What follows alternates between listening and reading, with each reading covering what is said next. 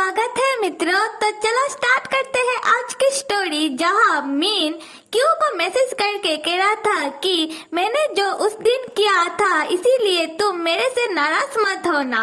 और तब Q message को देखते हुए अपने मन में सोचने लगता है, तुमसे भला कौन नाराज हो सकता है। और दूसरे ही सीन पर हम ये देखते हैं कि क्यू अपने काम के लिए एक विला देखने के लिए आया है और एक अंकल क्यू को ये विला दिखा रहे थे और उसी वक्त मीन का भी एंट्री होता है उसी विले में।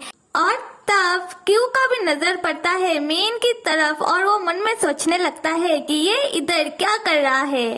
बाद में जो अंकल क्यू को विला दिखा रहे थे वो क्यू को जाकर मीन के साथ इंट्रोड्यूस करवाने लगते हैं और क्यू से कहने लगते हैं, मिस्टर क्यू ये है ऊट डिजाइनर मीन और इसके एज पर मत जाना, ये यंग तो है पर ये बहुत टैलेंटेड है और मैं मेरे स्टूडेंट के ऊपर बहुत गर्व करता हूँ। फिर वो अंकल मीन से कहने लगते हैं कि मीन हेलो कहो मिस्टर क्यू से। तब मीन बहुत फॉर्मली क्यू से हेलो कहने लगता है और क्यू अपने मन में तब गुस्से में सोचने लगता है, अच्छा बच्चों तुम ऐसा प्रिटेंड कर रहे हो कि हम दोनों एक दूसरे को नहीं जानते, क्या तुम भूल गए हो कि तुमने उस दिन क्या किया था। तब मीन अपना हाथ आगे बढ़ाता है क्यू के साथ हैंडशेक करने के लिए, पर क्यू मीन के हाथों को स्लैप कर देता है और एक लात मार कर मीन को कहने लगता है कि अपना काम ठीक तरीके से करना वरना मैं तुम्हारा पगार काट दूंगा, समझे लिटिल डेविल। और ये सुनने के बाद मीन तो ब्लश करने लगता है, मतलब लात खाने के बाद कौन ब्लश करता है, खैर। और उन दोनों को ऐसे देखकर वो अंकल कहने लगते हैं, तो ओ अच्छा आप दोनों एक दूसरे को पहले से ही जानते हो और शायद ऐसे ही आजकल के जनरेशन इंट्रोड्यूस होते हैं एक दूसरे से, मतलब लात मारकर। खैर तब क्यू और वो अंकल काम की बात करते हुए चले जाते हैं और पीछे से मीन एक पप्पी की तरह हरकत करने लगता है और उसके पीछे से मीन का एक दोस्त ऊंट फेंक के मीन के सिर पे मारता है और कहने लगता है कि जाग जाओ भाई, अभी जाग जाओ। और दूसरे सीन पर हम ये देखते हैं कि क्यू जब उस अंकल के साथ पूरी विला को विजिट करते हुए अपने काम के लिए वापस जब जा रहा था तब वो मन ही मन मीन को ही ढूंढ रहा था। और उसी वक्त क्यू का नजर पड़ता है मीन की तरफ जो एक दूसरे ही लड़के के साथ बात कर रहा था और ये देखने के बाद क्यू तो जल भून जाता है और वो दूसरा लड़का मीन को एक स्वीट देता है खाने के लिए, जो मीन खाने के बाद कहने लगता है डिलीशियस। पर पीछे से क्यू उस लड़के को ही घूरे जा रहा था जो मीन के साथ बात कर रहा था।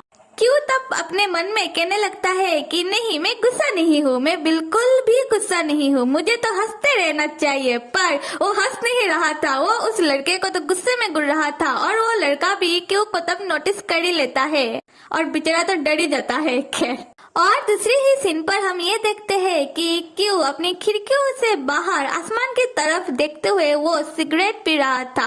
बाद में जब वो अपने रूम से बाहर निकलता है तब उसका टक्कर हो जाता है उसके दोस्त के साथ और क्यू पूछने लगता है कि क्या भाई इतने जल्दी जल्दी में किधर जा रहे थे। तब यॉन बता रहा था कि अरे भाई मुझे ऐसा लग रहा है कि कोई तो मेरे पर नजर रखे हुए है और ये सोचते हुए मुझे डर लग रहा है। फिर यॉन क्यू से पूछने लगता है कि क्यू क्या तुमने सिगरेट पिया, पर तुमने तो सिगरेट को छोड़ दिया था ना, क्यू क्या तुम्हें कोई चीज परेशान कर रही है। तब क्यू अपने मन में सोचने लगता है कि मीन उस लड़के के साथ इतना प्यार से कैसे बातें कर रहा था और यॉन से कहने लगता है कि नहीं कुछ भी नहीं। खैर तब यॉन क्यू को समझाते हुए कहने लगता है कि क्यू पहले तो तुमने सिगरेट को छोड़ दिया था, अब तुम इसको दोबारा से स्टार्ट मत करना क्योंकि ये तुम्हारे सेहत के लिए अच्छा नहीं होगा। और क्यू तुम खुद को इतना ज्यादा स्ट्रेस मत दो, ऐसे करने से तुम खुद को ही हर्ट करोगे। तब क्यू समझ जाता है कि यॉन किस बारे में बात कर रहा था और क्यू कहने लगता है कि नहीं नहीं मैं उस आदमी के बारे में नहीं सोच रहा हूँ, ये तो मैंने सिर्फ खुद को थोड़ा सा रिलैक्स करने के लिए किया था, डोंट वरी मैं खुद को हर्ट नहीं करूँगा। और यॉन तुम किसी ओल्ड बूढ़ी औरत की तरह बातें करना बंद करो। खैर तभी ही यॉन को फिर से लग रहा है कि कोई उसे फॉलो कर रहा है और क्यू से कहने लगता है कि क्यू मुझे कुछ अजीब सा लग रहा है। और उसी समय हम क्या देखते हैं कि क्यू का बड़ा भाई पीछे से आकर यॉन को पकड़ लेता है और यॉन तो तब चौंक जाता है। खैर तब वो कहने लगता है कि यॉन तुम जल्दी से रेडी हो जाओ और अभी हमको काम के लिए जाना है। फिर क्यू का बड़ा भाई उन दोनों को पुश करते हुए उन दोनों को अलग करके उन दोनों के बीच में से होके निकल जाता है। इसका जेलेसी लेवल तो देखो।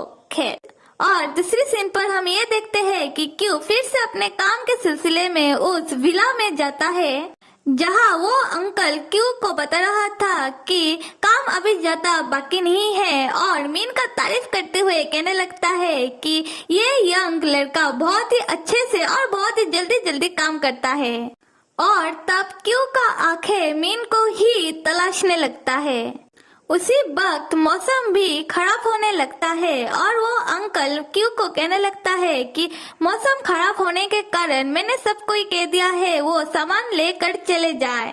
तब क्यू मीन की बनाई हुई काम को देखकर मीन को याद करने लगता है जब मीन ने उसके साथ फॉर्मली इंट्रोड्यूस हुआ था।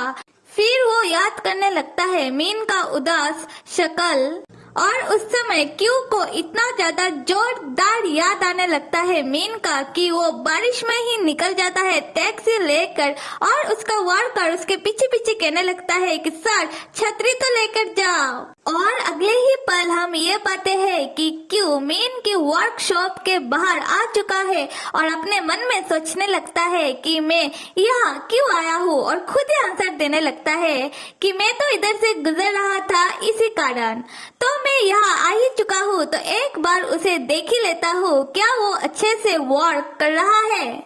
और मीन को देखने के चक्कर में वो भी चोरी छुपे क्यू पीछे के रास्ते से जाने लगता है। तभी क्यू को याद आता है कि बारिश भी तो हो रही है और उसी वक्त क्यू का पैर किसी चीज पर पड़ता है और वो नीचे धड़ाम और क्यू नीचे गिरने के कारण मीन भी तब क्यू को देख ही लेता है और क्यू मीन को देखते ही कहने लगता है कि मैं तो बस इधर से गुजर रहा था। खैर तब हम देखते हैं कि मीन क्यू को अपना कपड़ा देता है पहनने के लिए क्योंकि क्यू तब बहुत ज्यादा भीग गया था। तब मीन क्यू को चाय देते हुए क्यू को देखकर हंसने लगता है और क्यू कहने लगता है क्या तुम हंसना बंद करोगे। और मीन कहने लगता है कि मैं कहाँ हंस रहा हूँ। खैर मुझे एक बात समझ में नहीं आई क्यू कि तुम यहाँ क्या कर रहे हो। तब क्यू घबरा जाता है और मीन से कहने लगता है कि मैं तो एक्चुअली मेरे एक दोस्त को ढूंढ रहा था इसी कारण मैं इधर से गुजर रहा था। और बातों को घुमाते हुए कहने लगता है खिड़की के तरफ देखते हुए कि बारिश शायद रुक गया है तो शायद मुझे अभी जाना चाहिए क्योंकि मेरा दोस्त शायद मेरा इंतजार कर रहा होगा। खैर तब क्यू मीन से पूछने लगता है कि क्या तुम्हारे पास एक्स्ट्रा अम्ब्रेला है और मीन तब क्यू के नजदीक आकर कहने लगता है तो तुम यहाँ से जाना चाहते हो और तुम यहाँ सिर्फ इसलिए आए हो क्योंकि तुम इधर से गुजर रहे थे। क्यू कह रहा था कि हाँ और मीन क्यू को तब बता रहा था कि क्यू मैंने जब तुम्हें बार में पहली बार देखा था ये सिर्फ एक इत्तेफाक था पर जब मुझे पता चला कि तुम्हारी डेट मेरी बहन के साथ है तब मैंने ही मेरी बहन से कहा था कि मैं जाऊंगा तुम्हारे बदले तुम्हारी ब्लाइंड डेट पर। और जब तुम्हारी पे की शादी हो रही थी तब मैंने ही मेरे बॉस से कहा था कि आप मुझे इस शादी पर भेज दीजिएगा। और जब मुझे पता चला कि मेरे टीचर तुम्हारे प्रोजेक्ट पर काम कर रहे हैं तब मैंने हर एक मुमकिन कोशिश की कि मैं भी इस काम पर इन्वॉल्व हो जाऊं क्योंकि मुझे तुम्हें देखना था, मुझे तुमसे मिलना था। अगर इन सारी चीजों से तुम आज इधर से गुजर रहे थे तो मैं बहुत खुश हूँ। खैर क्यू मुझे माफ कर देना, आज मैंने कुछ ज्यादा ही कह दिया, तो तुम रुको मैं तुम्हारे लिए अम्ब्रेला लेके आ रहा हूँ और तुम्हें अम्ब्रेला या फिर मेरे क्लॉथ को वापस करने की जरूरत नहीं है। तब हम क्या देखते हैं कि क्यों मीन को बड़े ही प्यार से पकड़ लेता है और कहने लगता है कि रुको, मैं सिर्फ इधर से गुजर नहीं रहा था, बल्कि मैं तो तुम्हें ही देखने के लिए आया था। मेरे प्यारे मित्रों, है ना ये स्टोरी स्वीट? और जैसे जैसे स्टोरी आगे बढ़ेगा वैसे वैसे हमें इस स्टोरी के बारे में और ज्यादा मालूम चलता रहेगा। और आपका क्या राय है जरूर बताना, और आप सब लाइक, सब्सक्राइब और कमेंट करना तो बिल्कुल भी मत भूलिएगा। Till then stay with me and see you.